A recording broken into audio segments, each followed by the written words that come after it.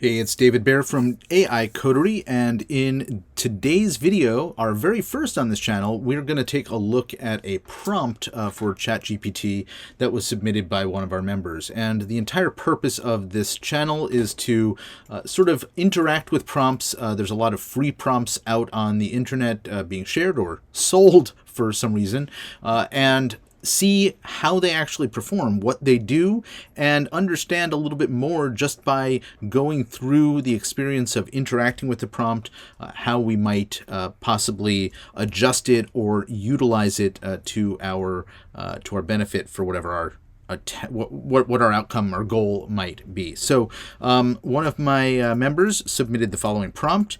Please write a marketing campaign outline that addresses the sunk cost fallacy. We'll get to that in a moment. When presenting and then you need to insert, this is a template, a product or service, to a particular ideal customer. Consider how to frame the value of our offering in terms of future benefits rather than past investments, and how to overcome any resistance to change or decision-making biases. Now, a lot of the folks in our community are in the professional services space, so we're going to say that the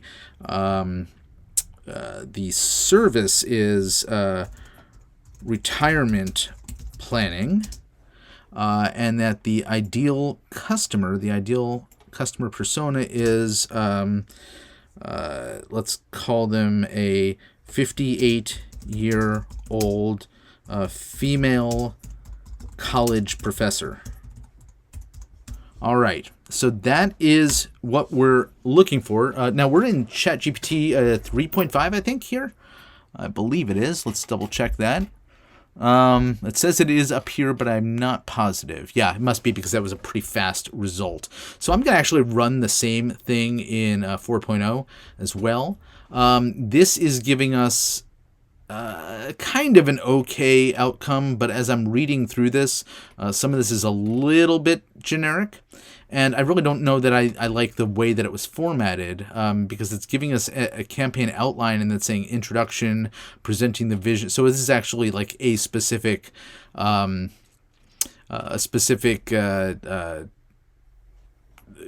I don't know, a sales letter almost is what it feels like to me. So let's grab this, and I'm going to copy it, and let's just open up.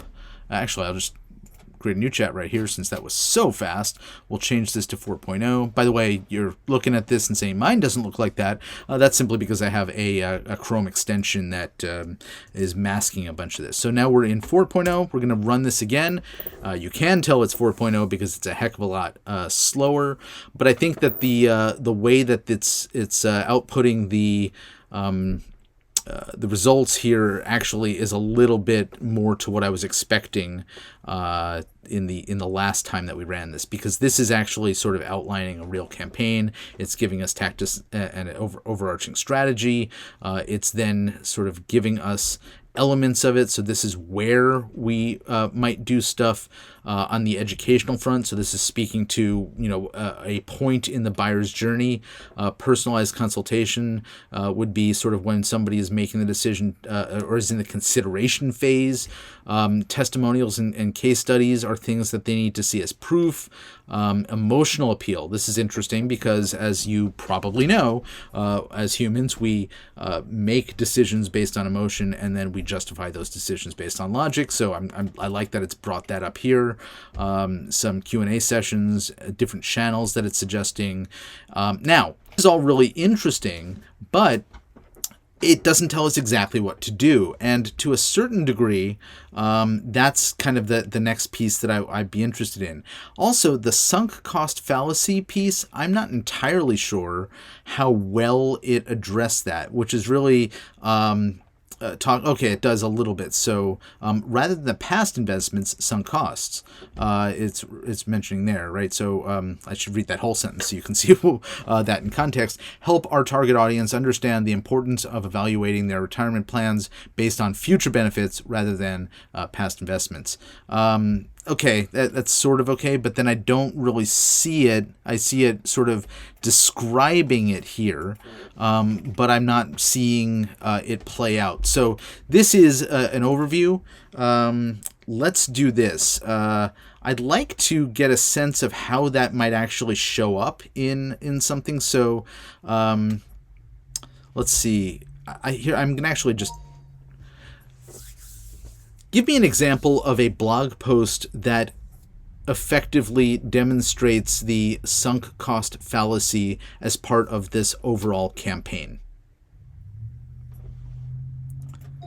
Okay, I thought that might be a little more efficient, so I just asked it to do that.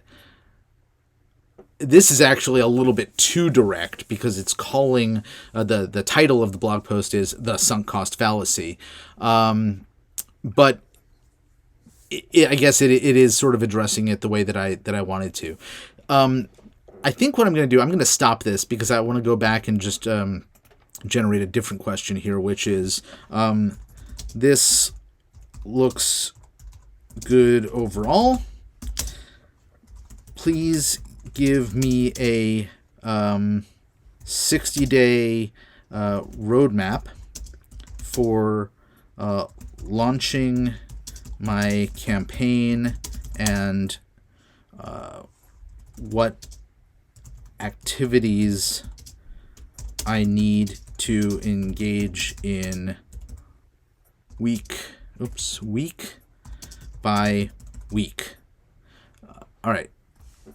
Let's see what that gives us, because this is the type of stuff that I want you to be able to do in your own campaigns as you're coming in and prompting it and you say, okay, I like this, or I don't like that, or I don't understand what it's saying here. So this is the next piece that I'm asking it for, is to give me sort of a map of what, based on this, assuming I like it and I agree with it, what I need to do over this period of time. And it's now giving me some very specific information. So plan over the first 2 weeks. Week 3, I'm going to launch. Week 4, I'm going to get some of this educational material out there, and I'm going to conduct a Q&A session. Now, I'd be curious to see if it actually says anything about promoting the Q&A session. I don't necessarily see that. It does say launch the campaign with a kickoff webinar. So I'm going to actually go back and ask it. I see you are having me conduct events, but I don't see promotion of those events occurring the week or 2 weeks in advance, period. Can you clarify how those events get promoted? Question mark. So you're going to run into this occasion when, and this is more frequent than you may like to hear, when you're going to notice something as a human. Wait, how can I do that? It didn't tell me that I need to promote it. And then it will sort of apologize. In fact, it says, you're absolutely right, and I apologize for overlooking that aspect. So remember, this is an iterative process. You're not going to start out simply by throwing a prompt in there and getting like your entire marketing plan in this case. But instead, you're going to realize that something's missing or something doesn't make sense, and you're going to ask follow-up questions. You're going to see lots of follow-up in these videos because this is at the core of an effective use of tools like this. And so now we're getting a little bit closer. Hopefully we're now seeing it's addressing, so finalize the key messages, prepare the blog posts, record testimonials, organize your email list, begin promotion of the kickoff webinar. Okay, so it is telling us now, begin sharing infographics, start promoting the Q&A. That's the thing that I noticed was missing before. And then you conduct the Q&A here. So this is how I use it. I think it's a sort of a step-by-step process, but imagine how much faster you go when you have a tool like this at your disposal.